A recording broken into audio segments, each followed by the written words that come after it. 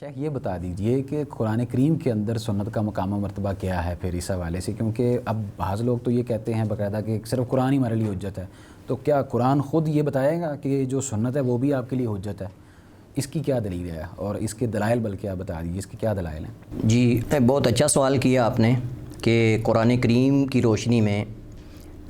سنت کا مقام اور مرتبہ کیا ہے،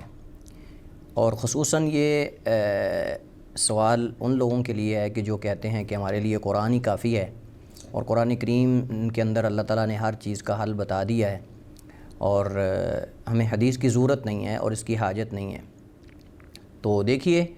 قرآن اور سنت یہ دونوں اسلام کی اصل ہیں، بے شک، اور ان کے بغیر نہ اسلام ہے اور نہ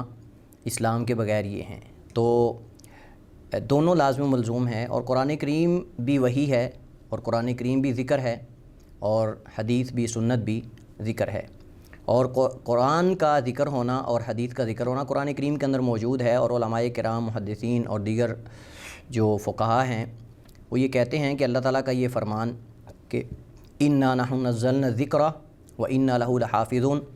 قرآن کے الفاظ بھی محفوظ ہیں تا قیامت، اور قرآن کریم کے معنی یعنی اس کی جو وضاحت ہے، اس کی جو تفسیر ہے، یہ بھی قیامت تک محفوظ ہے، اور ہر وہ چیز جس کے بغیر قرآن کریم کی تشریح مکمل نہیں وہ بھی محفوظ ہے۔ بے شک، یعنی قرآن کریم ذکر ہے اور حدیث سنت بھی ذکر ہے، اور اس کے ذکر ہونے کی دلیل قرآن کریم کے اندر سورہ احزاب کے اندر اللہ تعالیٰ کا فرمان ہے وَاذْكُرْنَ مَا يُتْلَى فِي بُيُوتِكُنَّ مِنْ آيَاتِ اللَّهِ وَالْحِكْمَةِ مِنْ آيَاتِ اللَّهِ وَالْحِكْمَةِ، اور وَاذْكُرْنَ، اور ذکر کرو، یاد کرو، مَا يُتْلَى فِي بُيُوتِكُنَّ، جو تلاوت کیا جاتا ہے تمہارے گھروں کے اندر، من آیات اللہ، اللہ کی آیات میں سے، والحکمہ، اور حکمت میں سے۔ تو مفسرین کہتے ہیں کہ حکمت سے مراد نبی علیہ الصلوۃ والسلام کی سنت ہے، بے شک، حکمت سے مراد تو ما یتلا یعنی جو تلاوت کیا جاتا ہے، مراد تلاوت وہی ہے، تو وہی ایک مطلوع ہے اور ایک غیر مطلوع ہے۔ مطلب یہ ہے کہ قرآن کریم اس کے تلاوت کا اجر و ثواب بیان ہوا ہے، بس یہ فرق ہے، اور حجیت میں جیسے قرآن حجت ہے ایسے حدیث بھی حجت ہے۔ تو اس آیت سے یہ پتہ چلتا ہے کہ جیسے قرآن ذکر ہے ایسے حدیث بھی ذکر ہے اور سنت بھی ذکر ہے، اور جب سنت بھی ذکر ہے تو جیسے اللہ نے قرآن کریم کی حفاظت کا وعدہ کیا ہے اور ذمہ لیا ہے، ایسے اللہ تعالیٰ نے سنت کی حفاظت کا بھی ذمہ لیا، چونکہ قرآن کی تشریح حدیث کے بغیر نامکمل ہے، چونکہ دونوں یہ اسلام کی اصل ہیں۔ مثال کے طور پر قرآن کریم کے اندر اللہ تعالیٰ نے جہاں اہل ایمان کو دعوت دی ہے اپنی اطاعت و فرما برداری کی، وہاں نبی علیہ الصلوۃ والسلام کی فرما برداری اور اطاعت کا بھی اللہ تعالیٰ نے حکم دیا ہے، یا ایھا الذین آمنوا اطیعوا اللہ واطیعوا الرسول، کہ اہل ایمان، اے ایمان والو، ایمان کا دعویٰ کرنے والو، اللہ کی اطاعت کرو اور اس کے رسول کی اطاعت کرو۔ تو صاف ظاہر ہے کہ اللہ کی اطاعت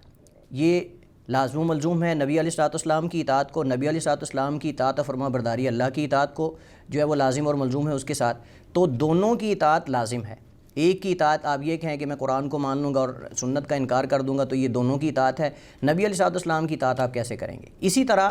قرآن کریم نے نبی علیہ الصلوۃ والسلام کے بارے میں یہ بتایا ہے کہ نبی علیہ الصلوۃ والسلام بغیر وحی کے نہیں بولتے، وما ينطق عن الهوى ان هو الا وحی یوحی، تو نبی جب بولتا ہے تو وحی سے بولتا ہے، اور جب وحی ہے سنت اس کا مطلب وہ حجت ہے۔ اسی طرح نبی علیہ الصلوۃ والسلام کو اسوہ قرار دیا گیا ہے، آپ کو ایک آئیڈیل و نمونہ قرار دیا گیا ہے کہ ان کی اتباع کرو، اور یہ تب ہی ہے نا جب آپ کی سنت اور آپ کی ہر بات، آپ کا فعل حجت ہے۔ اللہ تعالیٰ قرآن کریم میں فرماتا ہے لقد کان لکم فی رسول اللہ اسوۃ حسنہ، کہ تمہارے لیے رسول اللہ صلی اللہ علیہ وسلم کی زندگی میں اسوہ اور آئیڈیل اور نمونہ ہے، ان کی اتباع کرو، ان کی پیروی کرو۔ اور اسی طرح دوسرے مقام پہ اللہ تعالیٰ نے فرمایا فَلْيَحْذَرِ الَّذِينَ يُخَالِفُونَ عَنْ أَمْرِهِ أَن تُصِيبَهُمْ فِتْنَةٌ أَوْ يُصِيبَهُمْ عَذَابٌ أَلِيمٌ، کہ ڈر جانا چاہیے اس شخص کو جو اللہ کے رسول کی نافرمانی کرتا ہے، اس کے حکم کی عدولی کرتا ہے، ان تصیبہم فتنۃ، کہ نبی کریم علیہ الصلوۃ والسلام کی نافرمانی کرنے کی وجہ سے ان کے اوپر فتنہ نہ آ جائے اور انہیں کوئی بہت بڑا عذاب نہ آن لے۔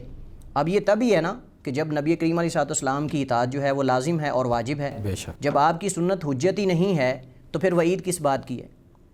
پھر اللہ تعالیٰ قرآن کریم کے اندر مختلف مقامات پہ رسول کریم علیہ الصلوۃ والسلام کی نافرمانی کرنے والے کی اللہ تعالیٰ سزا کیوں بیان کر رہے ہیں؟ اور اسی طرح اللہ تعالیٰ نے قرآن کریم کے اندر نبی کریم علیہ الصلوۃ والسلام کو قرآن کریم کا مفسر اور واضح اور بیان کرنے والا قرار دیا ہے۔ اللہ تعالیٰ قرآن کریم میں فرماتا ہے وَأَنزَلْنَا إِلَيْكَ ذِكْرًا لِتُبَيِّنَ لِلنَّاسِ مَا نُزِّلَ إِلَيْهِمْ،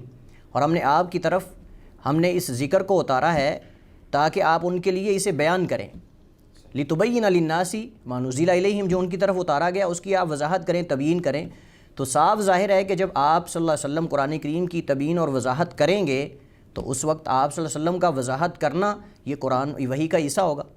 کیونکہ اس کے بغیر قرآن کی وضاحت نامکمل ہے۔ کیسے آپ قرآن کریم کے احکامات کو سمجھیں گے جبکہ قرآن کریم کے اکثر احکامات جو ہے وہ مجمل ہیں،